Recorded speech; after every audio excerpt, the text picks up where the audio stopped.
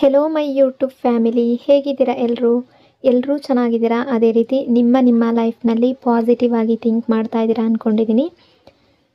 ನಿಮ್ಮ ಮನಸ್ಸಿನಲ್ಲಿ ಯಾರಿದ್ದಾರೋ, ಯಾರ ಬಗ್ಗೆ ನೀವು ತುಂಬ ಥಿಂಕ್ ಮಾಡ್ತಾ ಇದ್ದೀರೋ ಅವರನ್ನು ನೆನೆಸ್ಕೊಂಡು ಇಲ್ಲಿ ಸ್ಕ್ರೀನ್ ಮೇಲೆ ಕಾಣಿಸ್ತಾ ಇರುವ ಇಮೇಜಸ್ಸಲ್ಲಿ ಒಂದು ಇಮೇಜನ್ನು ಪಿಕ್ ಮಾಡ್ಕೊಳ್ಳಿ. ಇದು ಕಲೆಕ್ಟಿವ್ ಟೈಮ್ಲೆಸ್ ಜನರಲ್ ರೀಡಿಂಗ್ ಆಗಿರುತ್ತೆ. ಜನರಲ್ ರೀಡಿಂಗ್ ಆಗಿರೋದ್ರಿಂದ ಜನರಲ್ ರೀತಿಯಲ್ಲಿಯೇ ನೀವು ಇದನ್ನು ಜಡ್ಜ್ ಮಾಡಬೇಕಾಗುತ್ತೆ. ಅಂದರೆ ಎಷ್ಟು ವಿಷಯಗಳು ನಿಮಗೆ ಮ್ಯಾಚ್ ಆಗುತ್ತೋ, ಎಷ್ಟು ಎನರ್ಜೀಸ್ಗಳು ನಿಮಗೆ ಮ್ಯಾಚ್ ಆಗುತ್ತೋ ಅಷ್ಟನ್ನು ಮಾತ್ರ ತಗೊಂಡು ಬಾಕಿ ಉಳಿದಿರುವ ವಿಷಯಗಳನ್ನು ಅಲ್ಲಿಗೆ ಬಿಡಬೇಕಾಗುತ್ತೆ. ಈ ರೀಡಿಂಗಲ್ಲಿ ಬರುವ ಯಾವುದೇ ವಿಷಯಗಳನ್ನಾಗಲಿ ಫೋರ್ಸ್ಫುಲ್ಲಾಗಿ ನಿಮ್ಮ ಮೇಲೆ ನೀವು ಹಾಕ್ಕೊಳ್ಬಾರ್ದು. ಹಾಗಾದರೆ ಈಗ ರೀಡಿಂಗನ್ನು ಶುರು ಮಾಡೋಣ. ಹೆಲೋ ಆಪ್ಷನ್ ನಂಬರ್ 1, ಹೇಗಿದ್ದೀರಾ ಎಲ್ಲರೂ? ನಿಮ್ಮ ಮನಸ್ಸಿನಲ್ಲಿ ಯಾರಿದ್ದಾರೋ, ಯಾರ ಬಗ್ಗೆ ನೀವು ತುಂಬ ಥಿಂಕ್ ಮಾಡ್ತಾ ಇದ್ದೀರೋ ಕಣ್ಣು ಮುಚ್ಕೊಂಡು ಆ ವ್ಯಕ್ತಿಯ ಹೆಸರನ್ನು 3 ಬಾರಿ ನೆನೆಸ್ಕೊಂಡು ಆ ವ್ಯಕ್ತಿಯನ್ನು ಇಮ್ಯಾಜಿನ್ ಮಾಡಿಕೊಂಡು ನೀವು ಮತ್ತು ಅವರು ಕಳೆದಿರುವ ಬ್ಯೂಟಿಫುಲ್ ಮೆಮೊರೀಸ್ನ ನೆನಪು ಮಾಡಿಕೊಂಡು ಈ ರೀಡಿಂಗನ್ನು ನೋಡೋದಕ್ಕೆ ಶುರು ಮಾಡಿ. ರೀಡಿಂಗನ್ನು ನೋಡಬೇಕಾದ್ರೆ ವಿಡಿಯೋನ ಲೈಕ್ ಮಾಡ್ಕೊಳ್ಳಿ.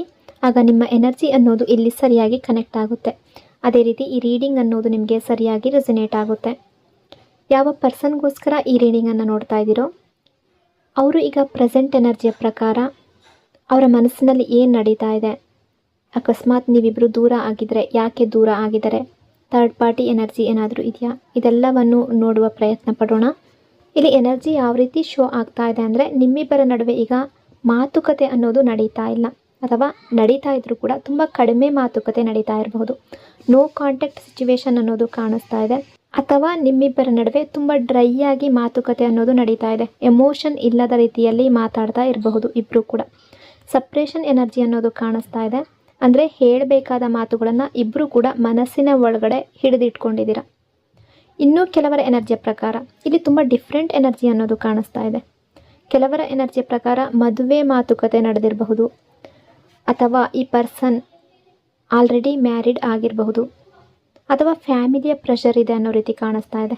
ಕೆಲವರ ಲೈಫ್ನಲ್ಲಿ ಒಂದು ದೊಡ್ಡ ಜಗಳ, ಫೈಟ್ ಅನ್ನೋದು ಬಂದಿರ್ಬೋದು, ಮಿಸ್ಅಂಡರ್ಸ್ಟ್ಯಾಂಡಿಂಗ್ ಬಂದಿರ್ಬೋದು, ಅದು ರಿಲೇಷನ್ಶಿಪ್ ಹಾಳಾಗೋ ಮಟ್ಟಿಗೆ ಹೋಗಿದೆ ಅನ್ನೋ ರೀತಿ ಕೂಡ ಎನರ್ಜಿ ಕಾಣಿಸ್ತಾ ಇದೆ. ಅಂದರೆ ಎಲ್ಲರಿಗೂ ಹೇಳ್ತಾ ಇಲ್ಲ, ಕೆಲವು ಸಿಚುವೇಷನಲ್ಲಿ ಥರ್ಡ್ ಪಾರ್ಟಿ ಎನರ್ಜಿ ಸ್ಟ್ರಾಂಗ್ ಆಗಿ ಕಾಣಿಸ್ತಾ ಇದೆ.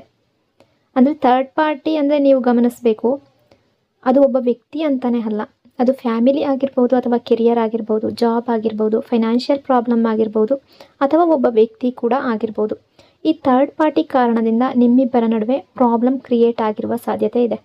ಈ ವ್ಯಕ್ತಿ ಇಲ್ಲ ನಿಮ್ಮ ಲೈಫ್ನಲ್ಲಿ, ಅಥವಾ ಆ ಥರ್ಡ್ ಪಾರ್ಟಿ ಸಿಚುವೇಶನ್ ಆಗಲಿ, ಯಾವುದೇ ಒಂದು ಪ್ರಾಬ್ಲಮ್ ಆಗಲಿ ನಿಮ್ಮ ನಡುವೆ ಬಂದ ಮೇಲೆ ನಿಮ್ಮ ರಿಲೇಷನ್ಶಿಪ್ಪಲ್ಲಿ ಯಾವುದಾದ್ರೂ ಒಂದು ಸಿಚುವೇಶನ್ ಅನ್ನೋದು ಕ್ರಿಯೇಟ್ ಆಗಿರಬಹುದು. ಈ ಥರ್ಡ್ ಪಾರ್ಟಿ ಏನೇ ಆಗಿರಬಹುದು, ಆ ಥರ್ಡ್ ಪಾರ್ಟಿಗೋಸ್ಕರ ಅಥವಾ ಆ ಸಿಚುವೇಶನ್ಗೋಸ್ಕರ ಈ ಪರ್ಸನ್ ನಿಮ್ಮಿಂದ ದೂರ ಆಗಿರಬಹುದು. ಅಂದರೆ ಈ ಥರ್ಡ್ ಪಾರ್ಟಿಯ ಬಗ್ಗೆ ಯೋಚನೆ ಮಾಡಿ, ಆ ಸಿಚುವೇಶನ್ ಬಗ್ಗೆ ಥಿಂಕ್ ಮಾಡಿ, ಅದರಲ್ಲಿ ಇವರು ಹೋದರೆ ಇವರ ಲೈಫ್ ಸೆಟ್ಲ್ ಆಗುತ್ತೆ, ಆ ಥರ್ಡ್ ಪಾರ್ಟಿಯ ಮಾತಿನ ಪ್ರಕಾರ ಹೋದರೆ, ಅಥವಾ ಆ ಸಿಚುವೇಶನ್ ಪ್ರಕಾರ ಹೋದರೆ ಇವರ ಲೈಫ್ ಸೆಟ್ಲ್ ಆಗುತ್ತೆ ಅಂತ ಇವ್ರು ಅಂದ್ಕೊಂಡಿದ್ರು. ಆದರೆ ಆಗಿದ್ದೆಲ್ಲ ಉಲ್ಟಾ. ಇವ್ರು ಏನು ನಿರೀಕ್ಷೆ ಮಾಡಿರಲಿಲ್ಲ ಅಷ್ಟು ನೋವು ಈ ಪರ್ಸನ್ಗೆ ಸಿಕ್ಕಿದೆ ಅನ್ನೋ ರೀತಿ ಎನರ್ಜಿ ಕಾಣಿಸ್ತಾ ಇದೆ. ನಿಮ್ಮ ಎನರ್ಜಿ ಅಕಾರ್ಡಿಂಗ್ ಆಗಿ ನೋಡೋದಾದರೆ ಇಲ್ಲಿ ತುಂಬ ಕ್ಲೀನ್ ಆಗಿರೋ ಪ್ಯೂರ್ ಎನರ್ಜಿ ಅನ್ನೋದು ಕಾಣಿಸ್ತಾ ಇದೆ. ನೀವು ಈ ವ್ಯಕ್ತಿಯನ್ನು ನಿಜವಾದ ಮನಸ್ಸಿನಿಂದ ಪ್ರೀತಿಸಿದ್ದೀರಾ, ತುಂಬ ಕೇರ್ ಕೊಟ್ಟಿದ್ದೀರಾ, ರೆಸ್ಪೆಕ್ಟ್ ಕೊಟ್ಟಿದ್ದೀರಾ, ವ್ಯಾಲ್ಯೂ ಕೊಟ್ಟಿದ್ದೀರಾ. ನೀವು ಈ ರಿಲೇಷನ್ಶಿಪ್ಗಾಗಿ ತುಂಬ ಸ್ಯಾಕ್ರಿಫೈಸ್ ಮಾಡಿದ್ದೀರಾ. ಅವರಿಗೆ ಅವಶ್ಯಕತೆ ಇದ್ದಾಗ ಎಮೋಷ್ನಲ್ ಸಪೋರ್ಟನ್ನು ಕೊಟ್ಟಿದ್ದೀರಾ, ಫೈನಾನ್ಷಿಯಲ್ ಹೆಲ್ಪ್ ಕೂಡ ಮಾಡಿದ್ದೀರಾ ಅನ್ನೋ ರೀತಿ ಕಾಣಿಸ್ತಾ ಇದೆ. ಅವರು ಡೌನ್ ಆಗಿದ್ದಾಗ ಸ್ಟ್ರಾಂಗ್ ಆಗಿ ಅವ್ರ ಜೊತೆ ನಿಂತಿದ್ದೀರಾ. ಯಾವುದೇ ಕ್ರಿಟಿಕಲ್ ಸಿಚುವೇಶನ್ ಬಂದರೂ ಕೂಡ ನಾನು ಇದ್ದೀನಿ ಅಂತ ನಿಂತಿರುವ ವ್ಯಕ್ತಿ ನೀವು ಅವ್ರ ಜೊತೆ. ಆದರೆ ಈಗ ನಿಮ್ಮ ಮನಸ್ಸಿನಲ್ಲಿ ಪ್ರಶ್ನೆ ಬರ್ತಾ ಇದೆ, ನಾನು ಇಷ್ಟೆಲ್ಲ ಪ್ರೀತಿ ಕೊಟ್ಟೆ, ಇಷ್ಟೆಲ್ಲ ಕೇರ್ ಕೊಟ್ಟೆ, ನಾನು ಈ ವ್ಯಕ್ತಿಯ ಪ್ರೀತಿಗಾಗಿ, ಈ ರಿಲೇಷನ್ಶಿಪ್ಗಾಗಿ ಇಷ್ಟೆಲ್ಲ ಸ್ಯಾಕ್ರಿಫೈಸ್ ಮಾಡಿದ್ದೀನಿ, ಆದರೆ ಈ ವ್ಯಕ್ತಿ ನನಗೇನು ಕೊಟ್ಟರು? ನೋವು ಕೊಟ್ಟಿದ್ದಾರೆ, ಚೀಟ್ ಮಾಡಿದ್ದಾರೆ, ಮಿಸ್ಅಂಡರ್ಸ್ಟ್ಯಾಂಡಿಂಗ್ ಮಾಡ್ಕೊಂಡಿದ್ದಾರೆ, ಅಥವಾ ಸಂಪೂರ್ಣವಾಗಿ ಸೈಲೆನ್ಸನ್ನು ಪಾಲಿಸಿದ್ದಾರೆ. ಈ ರೀತಿ ನೀವು ಅಂದ್ಕೊಳ್ತಾ ಇರಬಹುದು. ಬಟ್ ಈಗ ಈ ವ್ಯಕ್ತಿಯ ಎನರ್ಜಿ ಯಾವ ರೀತಿ ಇದೆ ಅಂದರೆ ತುಂಬ ಕನ್ಫ್ಯೂಸ್ಡ್ ಆಗಿದ್ದಾರೆ. ಇವರಿಗೀಗ ಯಾವ ದಾರಿಲಿ ಹೋಗಬೇಕು ಅನ್ನೋದು ಗೊತ್ತಾಗ್ತಾ ಇಲ್ಲ, ಯಾವ ಡಿಸಿಷನ್ ಸರಿಯಾಗುತ್ತೆ ಅನ್ನೋದು ಗೊತ್ತಾಗ್ತಾ ಇಲ್ಲ, ಲೈಫ್ನಲ್ಲಿ ಕ್ಲಾರಿಟಿ ಇಲ್ಲ ಅನ್ನೋ ರೀತಿ ಕೂತ್ಕೊಂಡಿದ್ದಾರೆ. ಅಂದರೆ ಏನೂ ಬೇಡ, ಯಾವುದು ಬೇಡ ಅನ್ನೋ ರೀತಿ ಥಿಂಕ್ ಮಾಡ್ತಾ ಇದ್ದಾರೆ. ಏನು ಅಂತ ಗೊತ್ತಾಗ್ತಾ ಇಲ್ಲ ಅವ್ರಿಗೆ. ಅಂದರೆ ಇವರು ರಿಲೇಷನ್ಶಿಪ್ಪಲ್ಲಿ ಯಾವುದೋ ಒಂದು ಆ್ಯಕ್ಷನ್ ತಗೊಳ್ಬೇಕು ಅಂದರೆ ಮೊದಲಿಂದನೂ ಕೂಡ ತುಂಬ ಗಡಿಬಿಡಿಯಿಂದ, ತುಂಬ ಅರ್ಜೆಂಟಲ್ಲಿ ಡಿಸಿಷನನ್ನು ತಗೊಳ್ತಾರೆ. ಆಮೇಲೆ ಅದರ ಬಗ್ಗೆ ಪಶ್ಚಾತ್ತಾಪ ಪಡ್ತಾರೆ.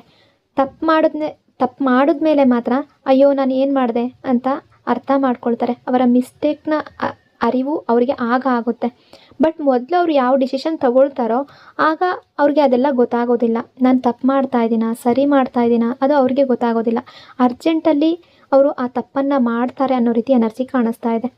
ಇವ್ರು ನಿಮಗೆ ತುಂಬ ನೋವು ಕೊಟ್ಟಿದ್ರೆ, ತುಂಬ ಪೇಯ್ನ್ ಕೊಟ್ಟಿದ್ರೆ, ನಿಮ್ಮ ಹತ್ರ ರೂಡಾಗಿ ಬಿಹೇವ್ ಮಾಡಿದರೆ, ಇವರು ಥರ್ಡ್ ಪರ್ಸನ್ ಮಾತನ್ನು ಕೇಳಿ ಆ ಕಡೆಗೆ ಹೋಗಿದ್ರೆ, ಅಂದರೆ ಸಿಚುವೇಶನ್ನಿಂದ ಆ ಕಡೆಗೆ ಹೋಗಿದ್ರು ಕೂಡ ಆ ಥರ ನಿಮಗೆ ಎಷ್ಟು ನೋವು ಕೊಟ್ಟಿದ್ದಾರೆ ಅದರ 2ರಷ್ಟು ನೋವು ಇವರು ಅನುಭವಿಸಿದ್ದಾರೆ.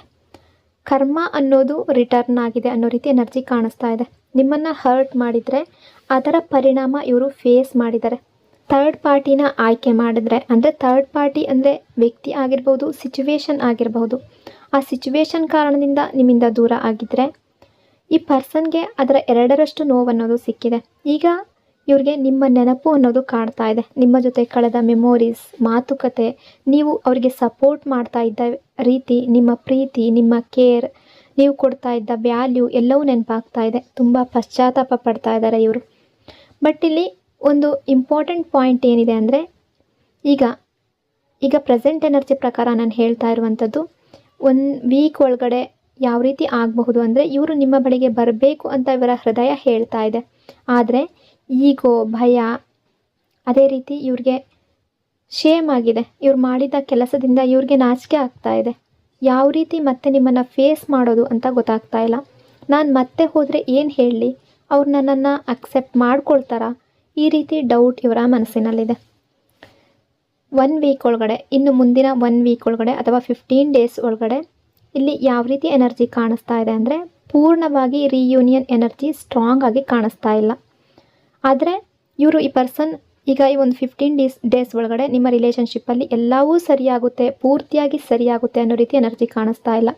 ಬಟ್ ನೀವು ನಿರಾಶೆ ಮಾಡ್ಕೊಳ್ಳೋದು ಬೇಡ. ಒಂದು ಪಾಸಿಟಿವ್ ಸೈನ್ ಅನ್ನೋದು ಕಾಣಿಸ್ತಾ ಇದೆ.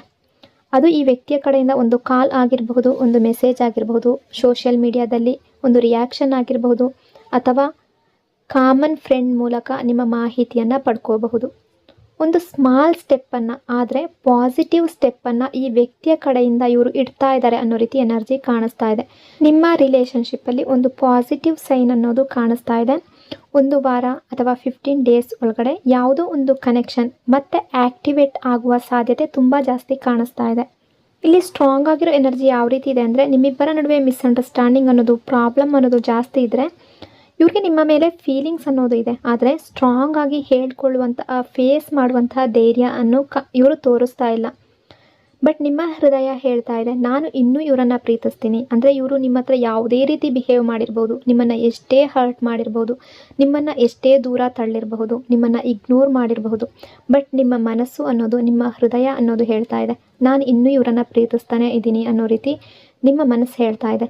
ನೀವು ಹೊರಗಡೆ ಸ್ಟ್ರಾಂಗ್ ಆಗಿ ಕಾಣಿಸ್ಕೊಳ್ತಾ ಇದ್ದೀರಾ.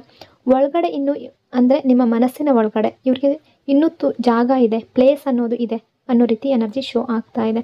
ನೀವು ಹೊರಗಡೆಯಿಂದ ಹೇಳ್ಕೋಬೋದು, ಇವರಿಂದ ದೂರ ಆಗ್ತೀನಿ, ನನಗೆ ಆಗ್ತಾ ಇಲ್ಲ, ಮೂವ್ ಆನ್ ಆಗಬೇಕು ಅನ್ನೋ ರೀತಿ ಥಿಂಕ್ ಮಾಡ್ತಾ ಇದ್ದೀರಾ.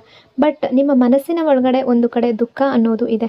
ಅಂದರೆ ಈ ವ್ಯಕ್ತಿಯನ್ನು ನಿಮಗೂ ಕೂಡ ಮರೆಯೋದಕ್ಕೆ ಸಾಧ್ಯ ಆಗ್ತಾ ಇಲ್ಲ ಅನ್ನೋ ರೀತಿ ಕೂಡ ತುಂಬ ಜನರ ಎನರ್ಜಿ ಇಲ್ಲಿ ರಿಫ್ಲೆಕ್ಟ್ ಆಗ್ತಾ ಇದೆ.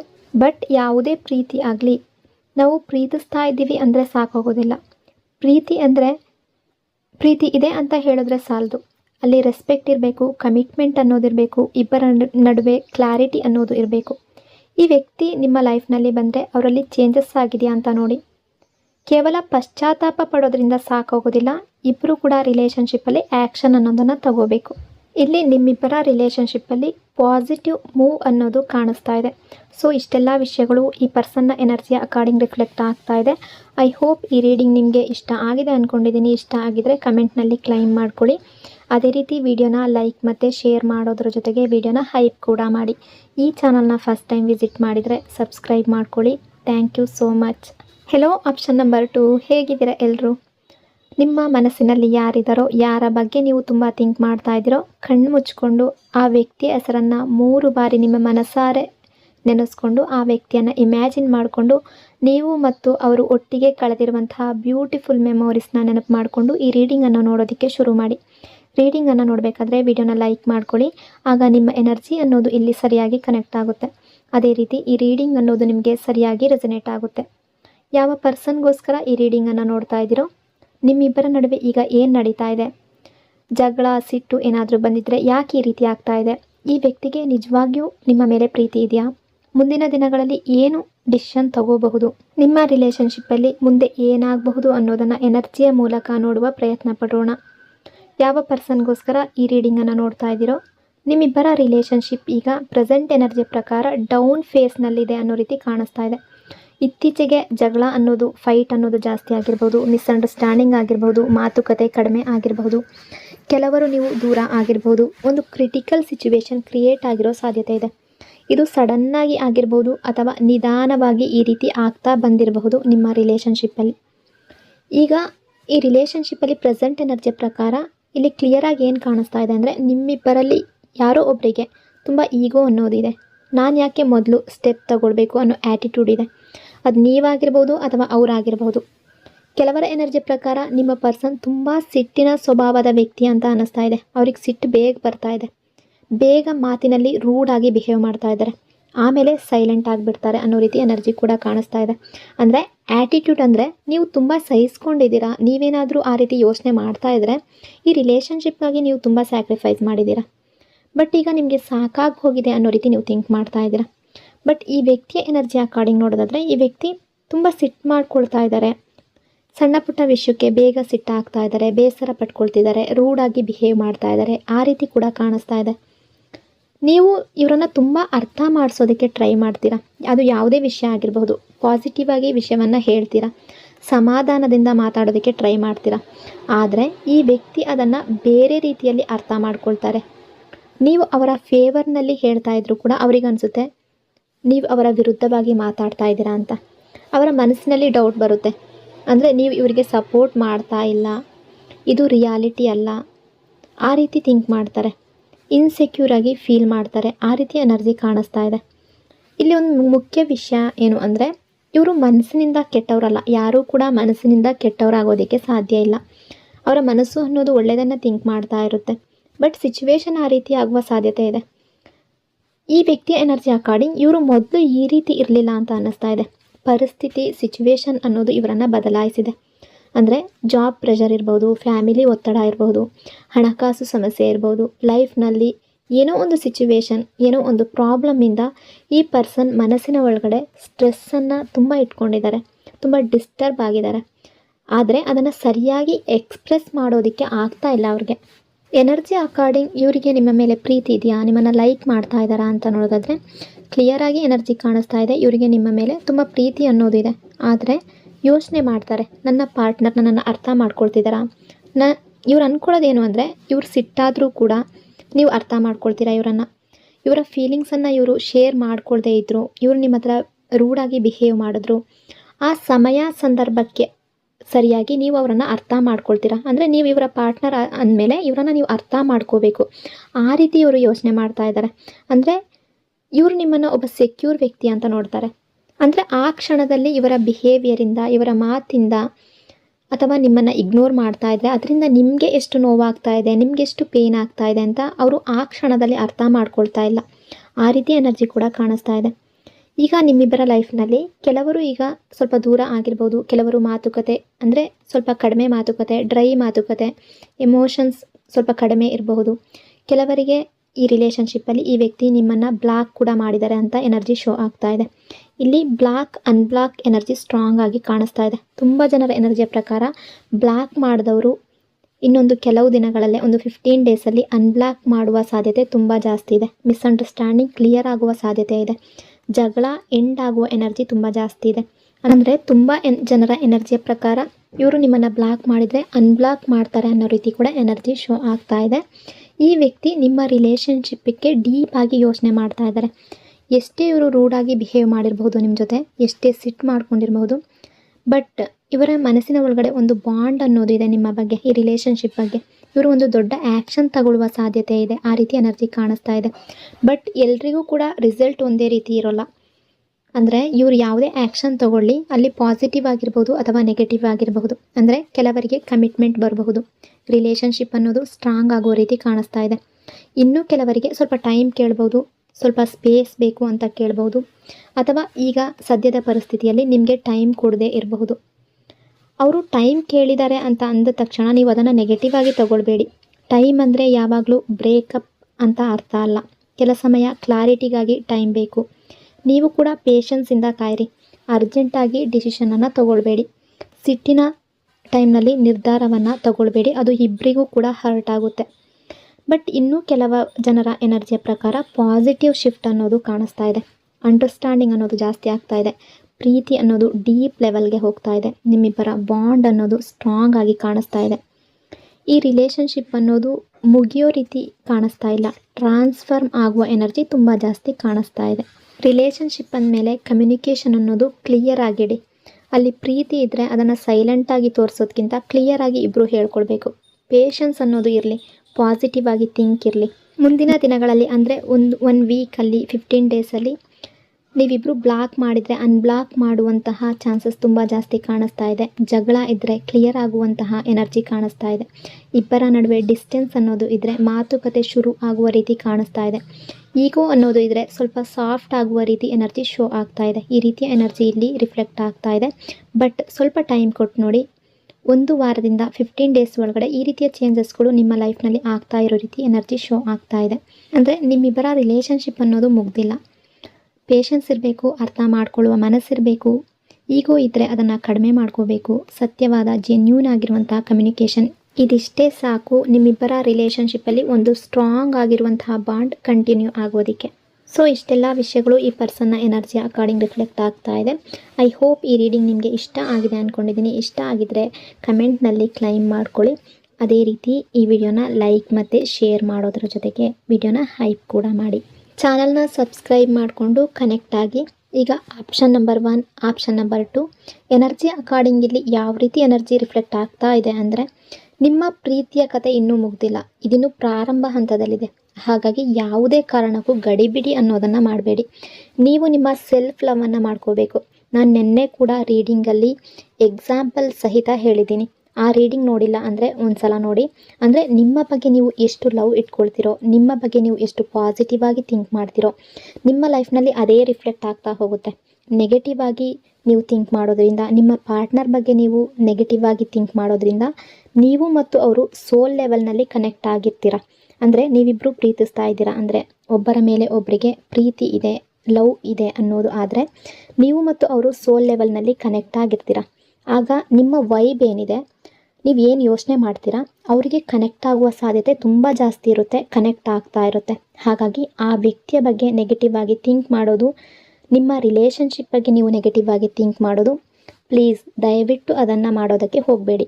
ನಿಮ್ಮ ಸೆಲ್ಫ್ ಲವನ್ನು ಬೆಳೆಸ್ಕೊಳ್ಳಿ, ನಿಮ್ಮ ಬಗ್ಗೆ ಪ್ರೀತಿಯನ್ನು ಇಟ್ಕೊಳ್ಳಿ, ನಿಮ್ಮ ಬಗ್ಗೆ ನೀವು ಪಾಸಿಟಿವ್ ಆಗಿ ಥಿಂಕ್ ಮಾಡಿ, ನಿಮ್ಮ ರಿಲೇಷನ್ಶಿಪ್ ಬಗ್ಗೆ ಪಾಸಿಟಿವ್ ಆಗಿ ಥಿಂಕ್ ಮಾಡಿ.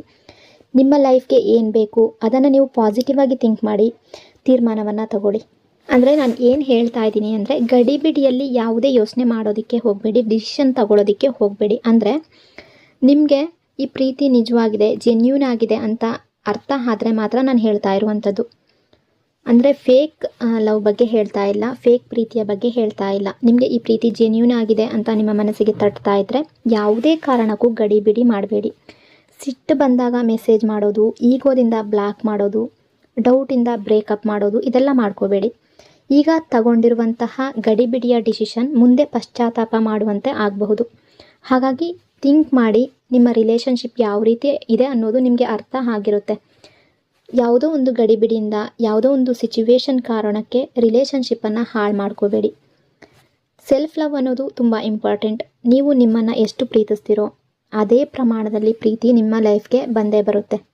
ಅಂದರೆ ನೀವು ಯಾವ ರೀತಿ ಥಿಂಕ್ ಮಾಡಬೇಕು ಅಂದರೆ, ನಾನು ರೆಸ್ಪೆಕ್ಟ್ ಇರುವಂತಹ ವ್ಯಕ್ತಿ, ನಾನು ವ್ಯಾಲ್ಯೂ ಇರುವಂತಹ ವ್ಯಕ್ತಿ, ನನ್ನ ಪ್ರೀತಿ ಅನ್ನೋದು ಪ್ಯೂರ್ ಆಗಿದೆ, ಜೆನ್ಯೂನ್ ಆಗಿದೆ, ನಾನು ಪ್ಯೂರ್ ಪ್ರೀತಿಯನ್ನು, ಲವ್ನ ನಾನು ಡಿಸರ್ವ್ ಮಾಡ್ತೀನಿ ಅಂತ ನೀವು ಯೋಚನೆ ಮಾಡ್ತಾ ಇದ್ದರೆ, ಪಾಸಿಟಿವ್ ಆಗಿ ಥಿಂಕ್ ಮಾಡ್ತಾ ಇದ್ದರೆ ಅದೇ ನಿಮ್ಮ ಲೈಫ್ನಲ್ಲಿ ರಿಫ್ಲೆಕ್ಟ್ ಆಗುತ್ತೆ. ಬಟ್ ನೀವು ಕೆಲವರು ಏನು ಮಾಡ್ತೀರಾ ಅಂದರೆ, ನಿಮ್ಮ ಮನಸ್ಸಿನ ಒಳಗಡೆ ಕೋಪ, ಭಯ, ಡೌಟ್, ನೆಗೆಟಿವ್ ಥಿಂಕಿಂಗ್ ಇಟ್ಕೊಂಡ್ರೆ ಅದು ನಿಮ್ಮ ಪಾರ್ಟ್ನರ್ ಮನಸ್ಸಿಗೂ ರೀಚ್ ಆಗುತ್ತೆ. ಹಾಗಾಗಿ ನೀವು ಶಾಂತಿಯಿಂದ, ವಿಶ್ವಾಸದಿಂದ, ಪಾಸಿಟಿವ್ ಥಿಂಕಿಂಗಿಂದ ಪ್ರೀತಿಯನ್ನು ಇಟ್ಕೊಂಡ್ರೆ ಅದು ಕೂಡ ಅವರಿಗೆ ಫೀಲ್ ಆಗುತ್ತೆ. ಆದ್ದರಿಂದ ನೀವು ಪ್ಲೀಸ್ ನೆಗೆಟಿವ್ ಆಗಿ ಥಿಂಕ್ ಮಾಡಬೇಡಿ, ಪಾಸಿಟಿವ್ ಆಗಿ ಥಿಂಕ್ ಮಾಡಿ. ನಿಮ್ಮನ್ನು ನೀವು ಮೊದಲು ಸರಿ ಮಾಡ್ಕೊಳ್ಳಿ, ಮೊದಲು ನಿಮ್ಮ ಮೇಲೆ ಪ್ರೀತಿಯನ್ನು ಇಟ್ಕೊಳ್ಳಿ. ನಿಮ್ಮ ರುಟೀನ್ ಏನಾದರೂ ತಪ್ಪಾಗಿದ್ದರೆ ಅದನ್ನು ಸರಿಪಡಿಸ್ಕೊಳ್ಳಿ. ನಿಮ್ಮ ಆರೋಗ್ಯವನ್ನು ನೋಡ್ಕೊಳ್ಳಿ. ನಿಮ್ಮ ಏಮ್ ಏನಿದೆ, ಗುರಿ ಏನಿದೆ, ಅದರ ಮೇಲೆ ಫೋಕಸ್ ಮಾಡಿ. ನಿಮ್ಮ ಮನಸ್ಸಿಗೆ ಶಾಂತಿಯನ್ನು ಕೊಡಿ. ರಿಲೇಷನ್ಶಿಪ್ ಮಾತ್ರ ನಿಮ್ಮ ಜೀವನ ಅಂತ ಅಂದ್ಕೊಂಡು ಅದರ ಹಿಂದೆನೇ ಓಡೋದಕ್ಕಿಂತ ನೀವು ಕೂಡ ಒಂದು ಸಂಪೂರ್ಣವಾದ ವ್ಯಕ್ತಿ ಅಂತ ಥಿಂಕ್ ಮಾಡಿ. ಅದೇ ರೀತಿ ಇವರು ಕೂಡ ಈಗ ಅವರದೇ ಒಂದು ಜರ್ನಿಯಲ್ಲಿರ್ತಾರೆ. ಅವರಿಗೂ ಕೂಡ ಕ್ಲಾರಿಟಿ ಕೊಡೋದಕ್ಕೆ ಸಮಯ ಬೇಕಾಗಿರುತ್ತೆ, ಟೈಮ್ ಬೇಕಾಗಿರುತ್ತೆ. ನೀವು ನೆಗೆಟಿವ್ ಆಗಿಯೇ ಯೋಚನೆ ಮಾಡ್ತಾ ಇದ್ದರೆ ಆ ಎನರ್ಜಿ ಅವರಿಗೆ ಶಿಫ್ಟ್ ಆಗುತ್ತೆ. ಅಂದರೆ ನೀವು ಥಿಂಕ್ ಮಾಡಬಾರ್ದು, ಇವ್ರು ನನಗೆ ಮೋಸ ಮಾಡ್ತಾರೇನೋ, ಚೀಟ್ ಮಾಡ್ತಾರೇನೋ, ಬೇರೆ ಯಾರ ಜೊತೆನಾದರೂ ಚೆನ್ನಾಗಿದ್ದಾರೇನೋ, ಅವ್ರ ಜೊತೆ ಮಾತಾಡ್ತಿದ್ದಾರೇನೋ, ಈ ರೀತಿ ಯೋಚನೆ ಮಾಡ್ತಾ ಇದ್ದರೆ ಅದರಲ್ಲೇ ಡೌಟ್ ಬೆಳೆಯುತ್ತೆ. ಆಗ ಏನಾಗುತ್ತೆ ಅಂದರೆ ನಂಬಿಕೆ ಅನ್ನೋದು ಹೊರಟು ಹೋಗುತ್ತೆ. ಹಾಗಾಗಿ ಟೈಮ್ ಅನ್ನೋದನ್ನು ನೀವು ಕೊಡಿ. ಅವರಿಂದ ಪ್ರೀತಿಯನ್ನು ಎಕ್ಸ್ಪೆಕ್ಟ್ ಮಾಡಿ, ನೀವು ಕೂಡ ಪ್ರೀತಿಯನ್ನು ಕೊಡಿ. ನೀವು ನಿಮ್ಮನ್ನು ಪ್ರೀತಿಸೋದಕ್ಕೆ ಶುರು ಮಾಡಿದ್ರೆ ಯಾರಿಗೂ ಕೂಡ ನಿಮ್ಮ ವ್ಯಾಲ್ಯೂವನ್ನು ಕಡಿಮೆ ಮಾಡೋದಕ್ಕೆ ಆಗೋದಿಲ್ಲ. ನಿಮ್ಮ ಬಗ್ಗೆ ಸೆಲ್ಫ್ ಲವ್ವನ್ನು ಬೆಳೆಸ್ಕೊಳ್ಳಿ. ನಿಮ್ಮ ಬಗ್ಗೆ ಪಾಸಿಟಿವ್ ಆಗಿ ಯೋಚನೆ ಮಾಡಿ. ನಿಮ್ಮ ಲೈಫ್ಗೆ ಏನು ಬೇಕು ಅಂತ ಕ್ಲಿಯರ್ ಆಗಿ ಡಿಸಿಷನ್ ತಗೊಳ್ಳಿ. ಈ ವಿಡಿಯೋ ಇಷ್ಟ ಆದರೆ ಲೈಕ್ ಮತ್ತು ಶೇರ್ ಮಾಡೋದ್ರ ಜೊತೆಗೆ ವಿಡಿಯೋನ ಹೈಪ್ ಕೂಡ ಮಾಡಿ. Thank you so much. ಇನ್ನೊಂದು ಪವರ್ಫುಲ್ ಡೀಪ್ ರೀಡಿಂಗ್ನೊಂದಿಗೆ ಮತ್ತೆ ಸಿಗ್ತೀನಿ. Until then take care.